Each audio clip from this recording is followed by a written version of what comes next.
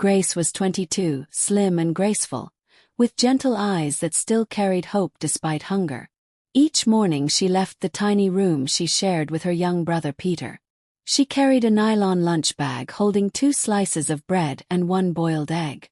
She worked at Sunrise Foods, packaging rice and beans for low pay. It was tough, but it kept Peter in school and kept the landlord calm for another month. By the mango tree sat Mama Maggie, an old woman with worn slippers and tattered wrapper. Children mocked her. Adults avoided her. But Grace always greeted her softly. One hot Tuesday, Grace's bus broke down, forcing her to walk under the scorching sun. Her stomach growled painfully. At a food stall, she asked the vendor with quiet desperation, "Ma, please, can I have what remains? I'll pay later." The vendor stared at her suspiciously. "For yourself?" "No," Grace replied, pointing to the mango tree. "For her." Some boys nearby began laughing. Pretty girl begging for scraps. Grace kept her head down. The vendor scooped burnt rice and stew from the bottom of the pot. Grace accepted it reverently and knelt beside Mama Maggie. "Please eat, Ma," she whispered. Grace fed Mama Maggie slowly, spoonful by spoonful, cleaning the old woman's mouth with her last tissue. Some onlookers laughed. Others shook their heads. Grace didn't notice them anymore. The old woman's eyes softened. "Child, what is your name?" "Grace," she answered. The old woman nodded thoughtfully. "A meaningful name. May the earth remember it." Grace left late but with a warm heart. She did not know that Mama Maggie once wore silk, once had a leather purse instead of torn slippers, once lived well, and once had a son who ran Sunrise Foods, though Grace had never met him. At the factory, supervision was strict. Mr. Bello, the supervisor, scowled when Grace arrived late. "Every day a story," he snapped.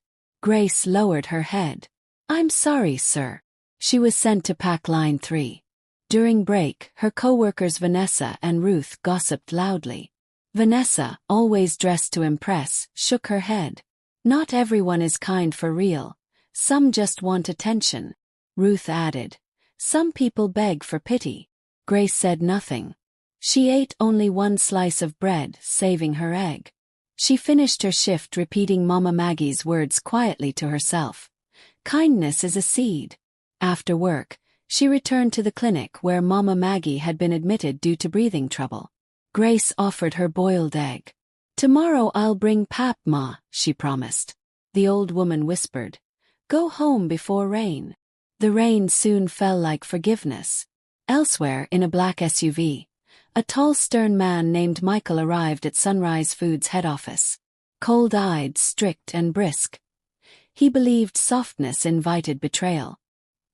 He had returned from abroad to enforce discipline. He did not yet know that the girl who had fed his mother under a mango tree would confront his beliefs. Grace reached the gate late next morning. The guard refused to open it. "Olga's new rule," she pleaded. "Please, I've come from the clinic." But the gate stayed locked until Michael himself walked past. He glanced at her and signaled silently. The guard opened. Grace panted. "Thank you, sir." He said nothing. By afternoon she received an HR warning letter. "One more infraction and you will be terminated," Mrs. Coleman said gently. Grace held back tears. Meanwhile, Michael observed her quietly from hallways. Something in her face unsettled him, a kindness he didn't understand. Over days, Michael secretly watched. He saw Grace helping an elderly cleaner who had slipped, while Vanessa snickered. He saw her share bread with Mama Maggie, speaking gently. He saw her scrub her only food bowl as if it mattered. One night at the clinic he finally asked, "Why do you care for that woman?" Grace answered calmly, "Because someone should. And because one day I may need someone too." He responded coldly, "If you're guilty, kindness won't save you." She replied, "If I'm guilty, fire me. If I'm innocent, clear my name." The corridor lights flickered in silence. The next day, petty cash disappeared from Mr. Bello's drawer. Vanessa engineered a trap. While everyone was at lunch, She slipped notes into Grace's locker. Later the search began. The money was found in Grace's space. Gasps, whispers, and shock filled the room. Grace whispered, trembling, "I didn't take it." "In HR," Michael said coldly. "Leave now before I involve the police."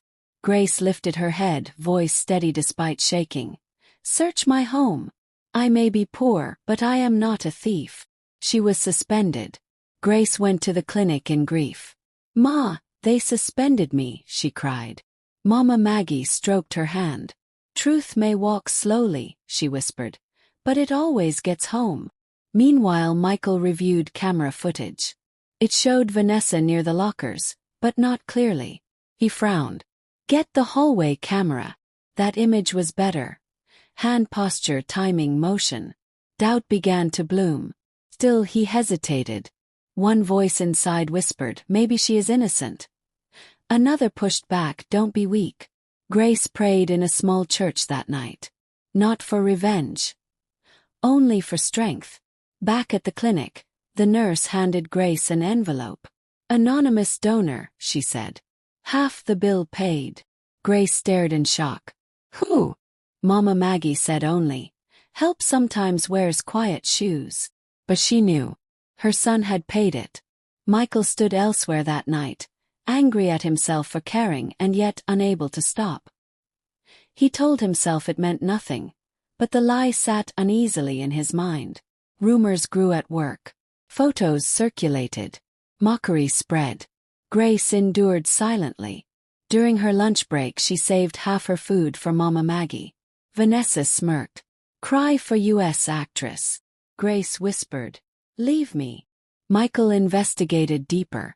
Digital logs, device IDs, WhatsApp leaks, supervisor reactions. Patterns became clear. It was enough. He called security. "We settle this tomorrow, quietly, properly." The old woman grew healthier. She told Grace, "Tomorrow the wind will shift." The next morning a company-wide town hall was announced. Meanwhile, Michael's driver visited the clinic.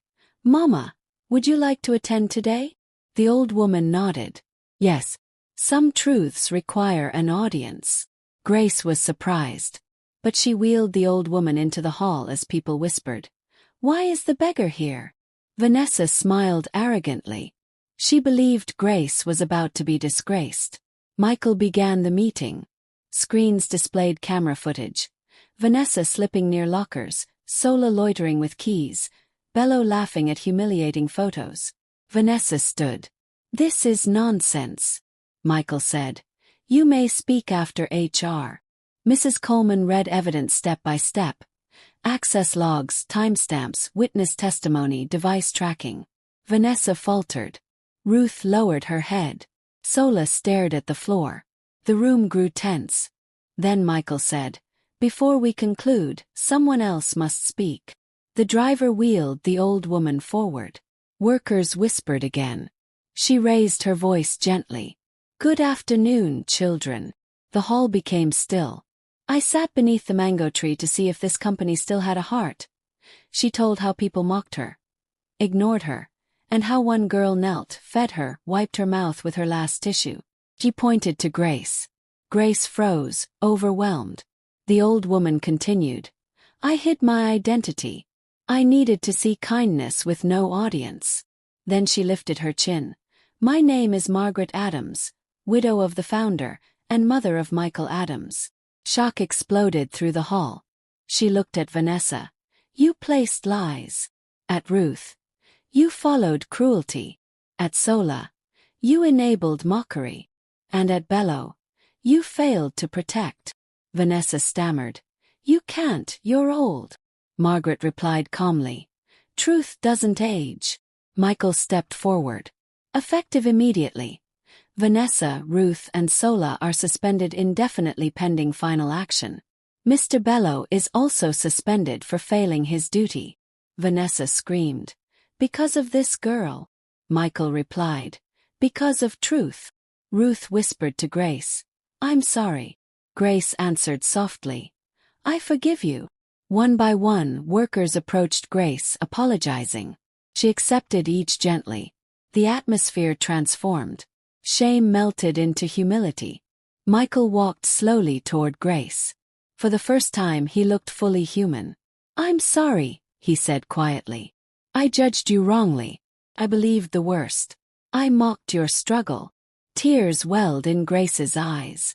"I was only trying to help someone who was alone." Margaret watched, smiling faintly. Her son was finally seeing clearly. The hall emptied, leaving only the three of them, linked now by truth. Michael asked, "Why did you never tell anyone you were helping my mother?" Grace shook her head. "It wasn't for credit. She needed care. That was enough." Margaret reached for Grace's hand. "Child, you reminded me that goodness still exists." Michael swallowed hard. "I thought kindness was weakness," he confessed. "But you've shown me otherwise."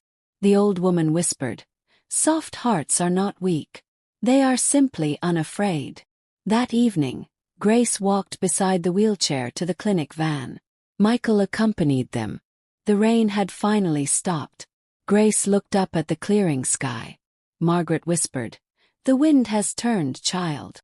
Peter greeted his sister later that night with wide, excited eyes. "Did something good happen?" Grace smiled softly. "Yes, something true happened." She gave him extra food for dinner. For the first time in weeks, she felt like breathing easily.